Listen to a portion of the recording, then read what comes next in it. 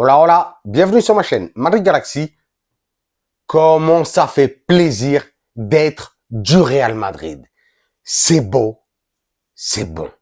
Ça me fait trop plaisir.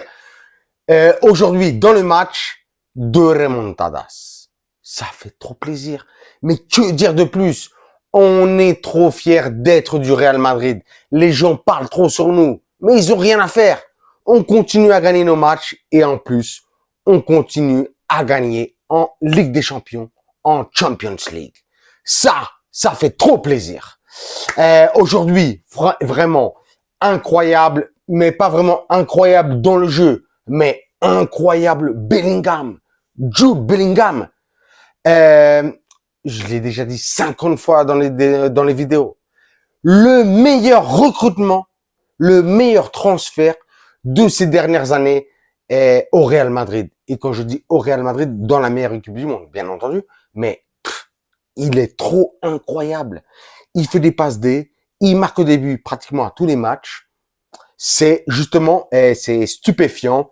Je pense qu'il faut appeler, comment on dit, le CSI là, le truc investigation.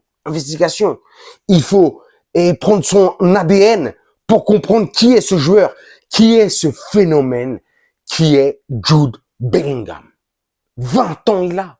Mais là, il va être Golden Boy. Mais lui, c'est pas Golden Boy. Lui, c'est Ballon d'Or déjà. En tout cas, sur 1 mois et demi de cette saison 2023-2024, totalement incroyable. Incroyable. Je surkiffe Jude Bellingham. Bon, pour parler un petit peu du match, voilà, le match était Naples versus Real Madrid. Résultat, Naples 2, Real Madrid 3. Magnifique. On prend la tête de notre groupe. Ça fait plaisir. Donc, aujourd'hui, en plus, hein, je crois que Braga, juste avant ce match-là, a gagné l'Union Berlin. Je crois, en plus, même sur le même score, hein, un 2-3. C'est un, c'est un kiff-kiff, hein, c'est un délire, quoi. Donc, on prend la tête de ce groupe de Champions.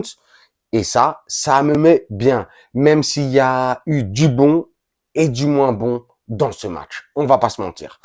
Le bon, bien entendu, hein, ça a été Bellingham. Hein, une passe D et un but. Le but aussi de Vinicius. Hein. Ça a fait plaisir aujourd'hui. Même s'il a pas été énorme. Mais bon, on a vu qu'il a énormément tenté.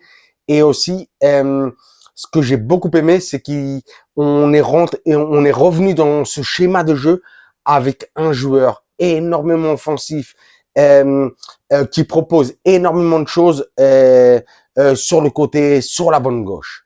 Et donc, ce qui permet aussi de ramener beaucoup de défenseurs se positionner sur lui. Et bien entendu, laisser beaucoup de d'autres joueurs offensifs du Real Madrid avec pour proposer pour attaquer. Et donc ça aussi, ça fait plaisir parce qu'on voit que dernièrement Rodrigo n'est pas énormément au top. Donc compliqué. J'ai pas envie de taper vraiment sur Rodrigo aujourd'hui. J'ai trouvé qu'il a pas vraiment été mauvais. On pourrait un petit peu parler aussi de la proposition vraiment de tactique de Carleto Ancelotti. C'est compliqué. Hein. J'ai l'impression qu'il s'en mêle un petit peu les pinceaux de temps en temps, mais en tout cas, on continue de gagner, donc je peux pas vraiment dire grand chose sur Carleto. Franchement, sinon, big up. Hein. Il propose certaines choses un petit peu bizarres. Il met pas Rossellou, il met Camavinga sur le latéral gauche, mais ça continue à fonctionner. On a gagné à Naples, qui est le stade de Diego Armando Maradona. C'est un stade compliqué. Hein. On voit que dernièrement, en plus, ils se sont récupérés en Serie A. Ils sont 3e, je crois, 2 points comme ça du leader de l'Inter.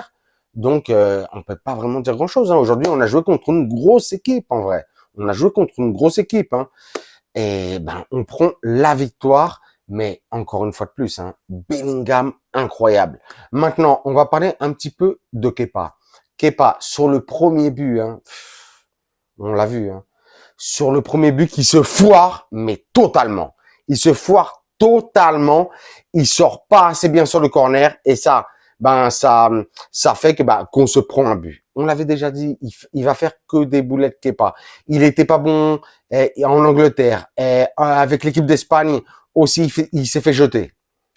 Et c'est notre gardien titulaire, ça. Vous me dites en commentaire. Vous me dites en commentaire parce que je suis en train de péter des câbles avec Kepa. Je ne veux pas le voir dans les cages du Real Madrid. Même s'il a fait un super barré en première mi-temps et un autre super barré en deuxième mi-temps. Mais pareillement, hein, on l'a vu encore plus en deuxième mi-temps, de très très mauvaises sorties, de très très mauvaises relances. Hein.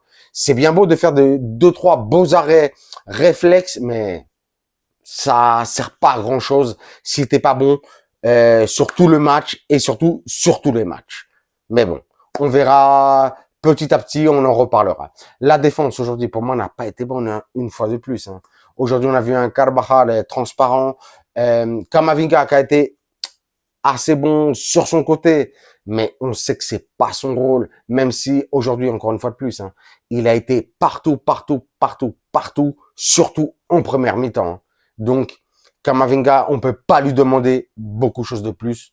Encore aujourd'hui, un énorme big up à Camavinga. Rudiger, aujourd'hui, il m'a fait peur. Nacho, aujourd'hui, il m'a fait peur. Même si c'est vrai, comme je viens de le dire, c'était une bonne équipe de Naples, du Napoles. Mais c'est pas encore assez sérieux. Il y a eu aujourd'hui encore beaucoup de défaillances. Vraiment. Au milieu de terrain. Au milieu de terrain, aujourd'hui, on avait Kroos, Tchouaméni, Valverde. Valverde, aujourd'hui, j'ai trouvé quand même assez transparent, même s'il a claqué un énorme but. Vraiment, un énorme but. Et je crois que la FIFA, enfin l'UEFA, l'a donné un contre son camp. Mais franchement, une mine magistrale. Ils auraient dû lui donner le but. Là-dessus, là, je peux rien dire. Franchement, le Pajarito, il a fait du sale. Kroos aujourd'hui qui a été quand même bon. Et avec Tchouaméni aussi, ils ont été bons. Mais surtout, c'est ça qu'on a vu aujourd'hui.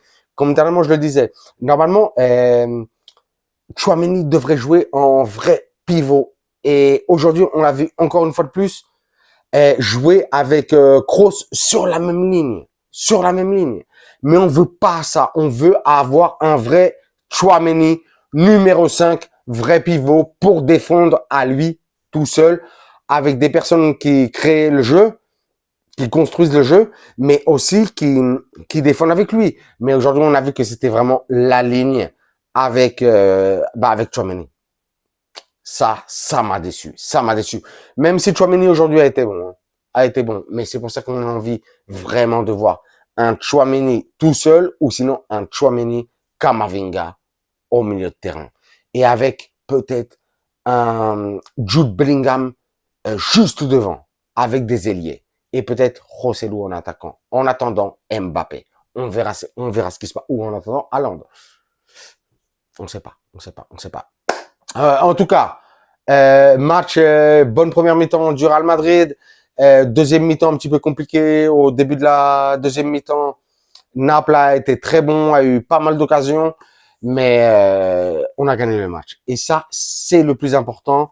Mais on sent qu'il y a encore beaucoup de complications. On sent que Ancelotti, même si je l'aime énormément, Carletto, hein, il n'arrive pas vraiment à trouver son 11 titulaire. Ça, c'est la vérité. On va pas se mentir. Mais j'aimerais voir vraiment un Real Madrid avec une autre idée de jeu, quelque chose de proposer autre chose. Voilà quoi. Je vais m'arrêter là.